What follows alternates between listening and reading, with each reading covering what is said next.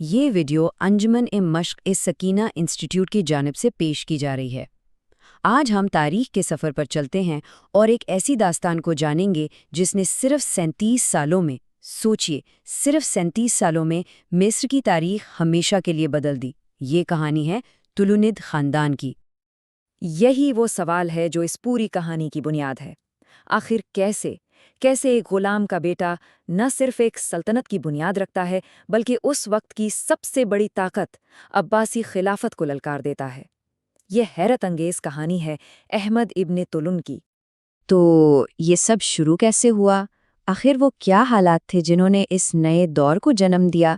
اس کے لیے ہمیں اس وقت میں جانا پڑے گا جب ایک کمزور ہوتی مرکزی حکومت کے سائے میں مصر میں ایک نئے سورج کے طلوع ہونے کا زمانہ بن رہا تھا۔ ذرا تصور کیجئے، نویں صدی کا منظر ہے۔ بغداد میں عباسی خلافت، جو کبھی دنیا کی سب سے بڑی طاقت ہوا کرتی تھی، اب اندر ہی اندر کمزور پڑ رہی تھی۔ خاص طور پر سمرہ میں تو عالم یہ تھا کہ ترک جنرلز کی توتی بولتی تھی۔ خلیفہ ان کے ہاتھ کی کٹ پتلی بن چکے تھے، جسے چاہا تخت پر بٹھایا، جسے چاہا اتار پھینکا۔ اور ایسی ہی ایک افراتفری کے دور میں 868 AD میں ایک شخص کو مصر بھیجا جاتا ہے، ایک نائب گورنر کے طور پر۔ اس کا نام تھا احمد ابن طولون۔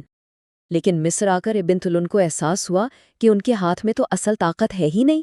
انہیں فوج تو دے دی گئی، مذہبی امور بھی دے دیے گئے، لیکن ریاست کی جو اصل رگ ہوتی ہے، پیسہ، خزانہ، ریونیو، وہ سب تو ایک اور شخص کے پاس تھا، ابن المدبر۔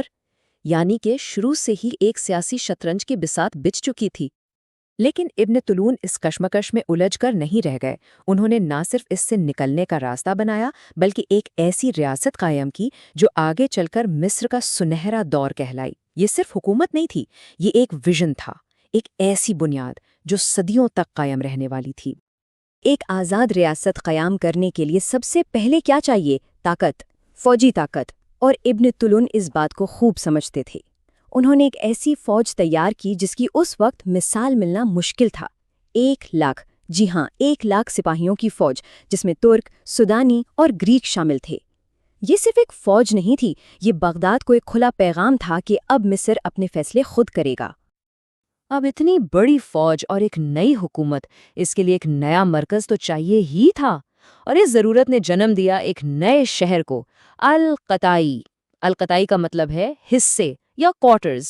لیکن یہ صرف ایک شہر نہیں تھا، یہ ابن طولون کی بڑھتی ہوئی طاقت اور ان کے ویژن کا جیتا جاگتا ثبوت تھا۔ اور اس نئے شہر کے بالکل دل میں انہوں نے ایک ایسی چیز بنائی جو آج تک قیام ہے، ان کی مشہور مسجد۔ اور اس کی تعمیر کے پیچھے ایک سوچ تھی، ایک فلسفہ تھا۔ کہتے ہیں انہوں نے حکم دیا تھا کہ اسے لال اینٹوں سے بنایا جائے۔ کیوں؟ تاکہ اگر پورا مصر بھی جل کر راکھ ہو جائے تب بھی یہ مسجد قیام رہے۔ سوچیے اس بات کو، یہ صرف ایک عمارت نہیں تھی، یہ وقت کو ایک چیلنج تھا۔ لیکن ان کی مسجد اور فوج سے بھی بڑھ کر شاید ان کا سب سے بڑا کارنامہ تھا ان کا ہاسپٹل یا مارستان۔ یہ لفظ سننے میں عام لگتا ہے، لیکن جو کام وہاں ہو رہا تھا وہ اس دور کے لیے بالکل انقلابی تھا۔ امیجن کیجئے، علاج سب کے لیے بالکل مفت، الگ الگ بیماریوں، حتیٰ کہ ذہنی امراض کے لیے بھی الگ وارڈز۔ اس کا خرچہ ہمیشہ چلتا رہے، اس کے لیے ایک وقف قیام کیا گیا۔ اور یہ بھی سنیے، مریض کو داخل کرتے وقت صاف ستھرے کپڑے دیے جاتے تھے۔ یہ پبلک ہیلتھ کیئر کا ایک ایسا ماڈل تھا جو اپنے وقت سے صدیوں آگے تھا، صدیوں۔ ہر عروج کو زوال ہے، یہ تاریخ کا سب سے بڑا سبق ہے نا؟ اور طولونید خاندان کی کہانی اس کی سب سے بڑی مثال ہے۔ جس تیزی سے یہ خاندان بلندی پر پہنچا، افسوس اسی تیزی سے یہ زمین پر آ گیا۔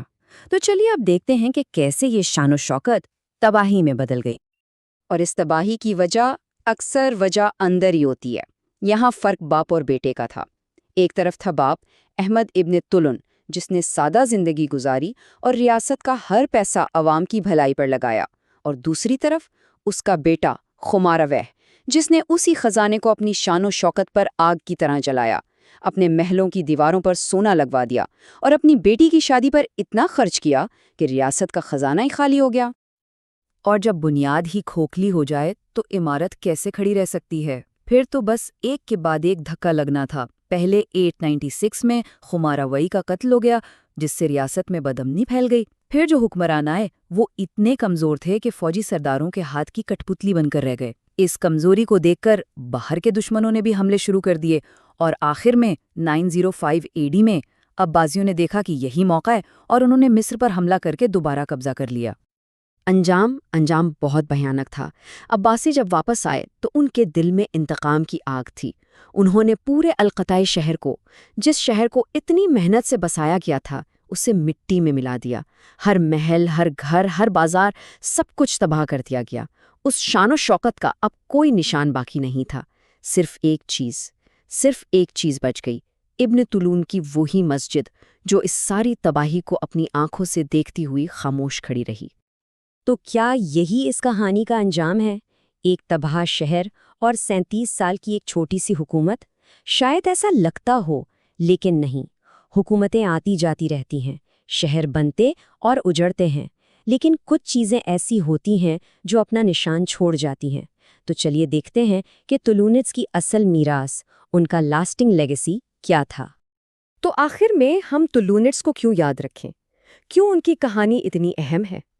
سب سے پہلے انہوں نے یہ ثابت کر دیا کہ مصر صرف ایک صوبہ نہیں بلکہ خود ایک آزاد اور دولت مند پاور سینٹر بن سکتا ہے۔ دوسرا، ان کی بنائی ہوئی مسجد آج بھی اسلامک آرکیٹیکچر کا ایک بہترین نمونہ ہے۔ تیسرا، انہوں نے عوامی صحت اور مالی نظام کا جو ماڈل دیا، اس نے آنے والی صدیوں کے لیے ایک مثال قائم کی۔ اور شاید سب سے ضروری بات، انہوں نے آگے آنے والی بڑی بڑی سلطنتوں جیسے فاطمیوں کے لیے راستہ ہموار کیا۔ تو یہ کہانی ہمیں ایک آخری سوال پر چھوڑ جاتی ہے۔ ایک حکمران کی اصل میراث کیا ہے؟ کیا وہ سلطنت ہے جو وہ بناتا ہے، جو کچھ عرصے بعد ٹوٹ کر بکھر جاتی ہے؟ یا وہ پتھر اور اینٹیں ہیں، وہ عمارتیں ہیں جو صدیوں تک کھڑی رہ کر اس کی کہانی سناتی رہتی ہیں؟ اس پر ضرور سوچیے گا۔